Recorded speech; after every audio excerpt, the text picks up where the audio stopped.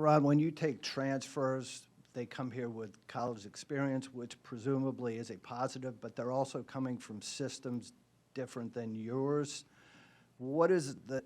How has it been trying to integrate these guys into this system, particularly at the defensive end? Well, the transfers come with a good level of experience. You know, they've been around different coaches, they've done different things, but they don't have any shared experiences together with this group. So for them, it really is more getting to know one another. You know, some guys come from switching systems, some guys have played a lot of zone.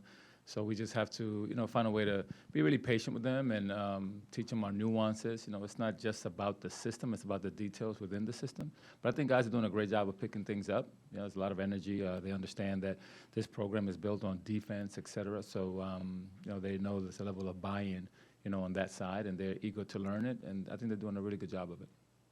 Greg and then David. Yeah, one of those transfers, Elijah Saunders, big uptick in production for him last year at San Diego State. What did you guys see while you were recruiting him and scouting him that could fit your system? No, I think he's a guy that can shoot the three ball. I think he's a guy that can guard multiple positions. He's got great size, you know, very strong. I think that his, you know, experience at San Diego State is something that we really, you know, we will benefit from here due to the fact that he played on the Final Four team, played big minutes in a very good team. So those are the things that we really liked about him as a player. And on top of that, I mean, he's a phenomenal kid. He's just a great teammate, so we knew that about him as well, and that also bodes well here. David and then Jackie. Ron, what were your and the staff's impressions of the scrimmages against VCU and Georgetown? Mm-hmm. What did you do well? Maybe what did you not do so well? We did a lot of good things. I'll share that. We had an opportunity to play a lot of young guys because Blake Buchanan and Isaac McNeely didn't get as many minutes due to, you know, a bit of an illness that IMAC was dealing with, like a flu-like symptom or something like that. So he didn't play as much. So we got a chance to see Ish Sharma get on the floor and play a lot more minutes than we thought he would. So that was good for him. But I feel like we shared the ball well. You know, we understood the concept of offense. Our spacing was really good, in my opinion. And, you know, like always, your defense is always trending. You know, we like where we are defensively. Some things we have to do better. But as far as this group and this being their second, you know, exposure to a different opponent, I do feel like they're grasping things really well. Jackie, all right. You mentioned Ishan Sharma there from the scrimmages. What has been your initial impression of him here, already arriving him as a freshman, and what intrigued you as a recruit? I like his ability to shoot. He has something he can hang his hat on, and that's going to be his weapon. Obviously, the game is a little fast for him right now. He is a first-year guy, but as things slow down for him, I think you guys are really going to like his game. Coach, can you tell me who's emerging in the post, specifically at the 5, in addition to Blake in general, as far as players who can play that position? Yeah, we're going to play different personnel at different spots. I mean, the times we're going to play some small ball. We're going to play Elijah Saunders as a 5 at times, just because he is physical enough to guard the position. He can switch positions, and he can also shoot the ball. So it'll give us a different dynamic of offense without having to change, you know, our offensive system, just because the guy can really shoot the ball. Okay, Preston, then we'll bring it over here to Mike. You talked about Ishan. You also got Jacob Kofi. Just what do you think of those two freshmen? You know, traditionally, y'all done some redshirting, or do you think those guys are more ready to play right away? I think we're going to need everyone. Right now, there's no discussion of redshirting anyone. You know, you ask about the interior. You know, Jacob Kofi is another guy that can play some of those spots as well. But his ability to shoot the ball will also help us. He's been progressing well defensively, so we're excited about his ability to guard and rebound. He's got great hands and really good feel offensively. Okay, Mike and then Zach. Yeah, Coach, I'm curious, you have such a rebuilt roster with the transfers and new guys. What's the value of guys like McNeely who've been around, been in the system, been with you? What is their kind of responsibility to help, you know, form this into a cohesive team? Yeah, they have to play kind of a coach's role, especially in the locker room, understanding that, you know, some young players come in with the idea that we're just going to come in and shoot and, you know, fly around. And no, you know, in the system, you can get your shots, but they have to be what we like to call predictable shots. You know, that our offense and our defense are definitely married. They go hand in hand together, and if there's any type of friction between the two of them, it won't bode well. So we do have to do a good job of explaining to those young guys, or the new guys, what it is that we've done here that's allowed us to have success, and the complement between the offense and the defense and how they work well together is really important for those guys to understand. Coach, you talked about editing the offense a little bit, playing with a little bit more space, maybe running some more. When you're going about making those changes, what are you pulling from to sort of build, not a new system, but an adapted one? It's not a new system. We're just trying to take advantage of opportunities when they present themselves. Just, getting the 5-man to run hard to the rim, in transition. Having Isaac McNeely sprint hard to the 3-point line. Trying to see if we can get a mismatch just as the game flows. It doesn't have to be anything that's super creative or overly, complex. It's just more of a concept. Let's get the ball up the floor, in 3 or 4 seconds as opposed to 5 or 6 seconds. Just little things like that I think will make a difference. How do you see the point guard position shaking out between Worley, Day, Christian Bliss? What do each of those guys bring? What are their strengths? I think it's going to be by committee. All those guys are going to have to contribute. I do think that they all bring a different style to the position. Worley is more of a long defender, taller. Day has more dynamic kind of boogie to his game, so we have to allow him to be him. We want those guys to play to their strengths. We don't want to recreate their basketball persona. They have to be comfortable playing the positions, within their own talents. Coach, in addition to the freshmen and transfers, you also have 2 guys that redshirted last year in Anthony Robinson and Christian Bliss. Did that redshirt year help them get ready to make more of an immediate impact this year? And just how did that year help their overall development? Yeah, throughout our history, our redshirts have done a really good job of developing over time. There's a reason why, we redshirt them. Anthony's coming along, and so is Christian. As far as immediate impact, I don't really know what that means. They're important to the roster, and we will use them accordingly. Hey, Ron. Obviously, you have a lot more responsibilities than you did maybe a week, 10 days ago. Mm-hmm. Are there things that have come off your plate? Have you sat down as a staff and tried to divvy up some of the duties you had as an assistant coach that maybe now you don't have time for as a head coach? Yeah. Yes and no. I think when you have a skill set and something that you do well, you don't want to hand it off to someone else. So those things I'll definitely continue to do. As a staff, we've always shared a lot of the responsibilities, and now maybe some things will fall on somebody else's plate, but we do communicate well. Everybody plays a role, a big role in what we're trying to accomplish here. I don't think my days are really changing that much, except that you guys are taking my time right now, and I should be watching film and doing something else. So, but away from that, most things are pretty status quo. Blake had some really good moments last year. He also had some typical first-year struggles. Mm-hmm. Where, going into the offseason, did you most want to see him improve, and have you seen that improvement from him? Absolutely.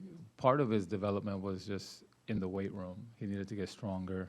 You can't speed up Mother Nature no matter what you do. So they have to spend time in the weight room kind of working on their physical development. His touch around the basket, his free throw shooting, some of those things were also part of his skill development package, and I do see him making improvements in those areas. Coach, last year, rebounding at times was a struggle, and Tony used to talk about rebounding as a team. This year, is Blake A, healthy, and B, the players that you expect to play in next to him and in place of him, will they be able to rebound enough so that you can get a fast break going? I'm hopeful of that. I mean, we preach that every day in practice, from different drills to an emphasis. I think your players will do what you teach and you emphasize every day, and our desire to be a really good rebounding team is first and foremost. That's how you end your defensive possession. Whether that's going to help us in transition or not, it'll depend on the opponent. You got to make a decision whether you want to be a great offensive rebounding team or a great transition defensive team. So we will take advantage whenever the opportunities present themselves, but we don't want to lose a possession by playing so fast that we turn the ball over. So things are going to have to work well in hand with what we're trying to do. Ron, obviously, Tony's retirement was a jarring experience for everyone involved in the program. What have you sensed is the response from players and their families as you have spoken to them over the last week to 10 days? Good conversations. We've spent a lot of time communicating with parents, with players about the situation at hand. The overall message has been the university is still here, the program is still here, the need for your talent is still here, and the stage is still here. Yep, and most of them have really embraced that. I'm interested with two guys, Isaac and Tane. We've seen them have really productive stretches. What did you task them with this offseason, improving, getting better at? What was the focus that you wanted to see those guys work on? I believe that when you're a good shooter, you become easily scoutable, and the better players that we've coached here in history, the Joe Harrises and guys like that, have also been really good at attacking the basket and getting to the rim, so that when they take away their one skill, they have something else to fall back to. So we task Isaac and Tane, to improve their shooting, their kind of plays off the dribble, attacking closeouts, et cetera, so they could be more productive on the floor.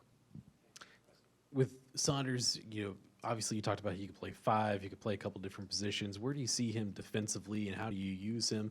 Is there a player that you've had in the past that you might compare him to?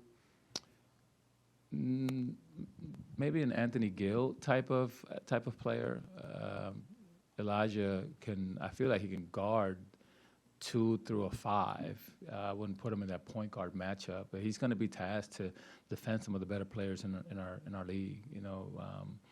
Because of his physical strength and because of his stance, he's got great balance. He moves his feet fairly well. If we don't, overdo it with him, I think he will be a really, really good defender for us.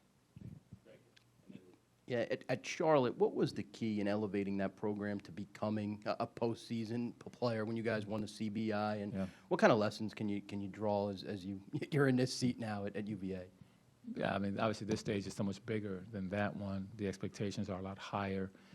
The philosophy is the same. You have to eliminate losing to begin with. You have to prevent your team from doing the things that will cause you to lose games, and that's taking care of the basketball, not blocking out, rebounding well, getting back in transition, preventing easy baskets, contesting every shot. Offensively, it's taking great shots every single possession. This game is not as complex as people think. The objective here is to win more possessions than your opponent on both ends of the floor. Doesn't mean that you will accomplish that, but if you understand that, that means that you play really hard. You don't if you have to coach effort, then we have a problem. If you don't understand what good basketball means, then it's not going to work out. So we have to understand what is a quality shot, and what is a quality defensive stop. Just a team missing a shot is not a quality defensive stop. We want to contest, we want to block out, and then we want to give ourselves an opportunity to get on the other side of the floor because we ended the defensive possession well, and vice versa. Predictable shots on offense, meaning everybody knows that that's a quality shot, will allow us to start our transition defense, and there are no surprises. So those two things work well in hand. We do have a fairly young group and an experienced group that is starting to understand that, and that's the part that I'm most encouraged by. Can you tell me, Coach, where you're seeing leadership within the team, with the players, and has any of that increased over the course of the last week? I do believe that there's genuine leaders in our locker room as a group. I think they've bonded together more so, and some guys have been a lot more vocal over the last 7 or 8 days of practice, and that's been nice to see, because as assistant coaches we have always encouraged leadership from within. We like to say that player-led teams are easier to coach, and I do feel that they're starting to understand that as well. You've mentioned Joe, you mentioned Anthony Gill. Have you heard from those guys, some of those former players that you've had here, since the transition started? And do you mind sharing maybe what those conversations have been like? I probably have heard from 90% of the guys that have come through here, more so their parents. Their parents have just been fantastic. Obviously, they're excited for the opportunity, as I am so thankful, to Carla and President Ryan for giving me a chance. But the former athletes have been definitely engaging. I'm hoping that some of them will come to games. And Anthony, Malcolm, and Ty Jerome were in D.C. this weekend. I think Kyle Guy and a couple of guys stayed behind just to go watch them play. So I love the fact that we have this great relationship and connection with our alumni here, and they've been very kind with their text messaging, and we're just wishing the team good luck, et cetera. TJ Power was obviously a highly touted transfer who you guys also recruited in high school. What are you looking for him to do this season to contribute to this team? I want TJ to be himself. TJ, yes, he was a high touted recruit out of high school. Obviously, he transferred here for a reason. He wasn't a heavy minute guy, high contributor at his previous institution, so TJ is still learning some things that are required at this level. He's progressing really well. I'm excited that he's here. He's got great size. He can shoot the ball. He's scrappy. He's got a great voice, within the group. So I do think that he's going to contribute. How much and where will determine, to see kind of basically on his ability to shoot the ball. He's not obviously not a post-up player at 6'8", 6'9". He's more of a shooter. So for him to contribute, he's going to have to shoot the ball well, share the ball. He's got great feel for the game. He passes the ball well. So he can make plays for himself, but he could also, share the ball and make others better. After the workouts and practices and scrimmages, is this team where you thought they would be at this point? Yes and no. As your team grows, we all come in with a plan, coaches. I want to be here. I want this player to do this. It's kind of like getting married. You don't know until you get into the household. But what I will say is that they are eagerly pursuing the things that we as coaches are teaching, and that's the exciting part. This is a journey, it's a process for them to unite and get together.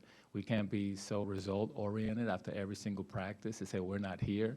The question is, are we getting there? And sometimes you get there through failure, you get there through a bad practice, you get there through an exciting practice. So for us, it's managing the expectations of ourselves as coaches, but along the way, understanding that we have to journey well, but I do like where we are as a team. I really do. Any other questions for Coach? All right, one last one. Mike. Coach, I think you have an open spot technically on the staff. Mm-hmm. What are your plans and timeline for that? I haven't really spent much time thinking about that. The focus the last 7 days has been the team, sharing more responsibilities that were on my plate that maybe I can't handle right now, and just getting the group to be in a great, space.